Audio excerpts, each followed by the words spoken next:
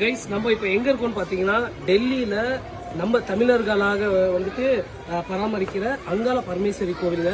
நம்ம பார்த்துருப்போம் சென்னையில எல்லாம் பாத்தீங்கன்னா வட மாநிலத்துல வந்த மார்வாடிஸா இருக்கட்டும், ஹிந்திக்காரங்க எல்லாம் அவங்க கோயில் வச்சு கும்பிடுவாங்க. பட் இங்க ரொம்பவே சுவாரஸ்யமான விஷயம் என்ன தெரியுங்களா, டெல்லியில இங்க நம்ம ஆண்டி வீட்டில் தான் 2 days ஸ்டே பண்ண போறோம்.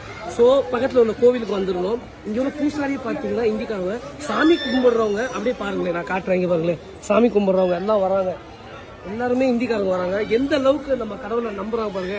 ரொம்ப சந்தோஷமா இருக்கு. பிகாஸ் வந்துட்டு டெல்லியில இவ்வளோ பெரிய இடம். இப்பதான் திருவிழா நடந்துச்சு, அந்த பாருங்க தீ மீதிலாம் நடந்திருக்கு.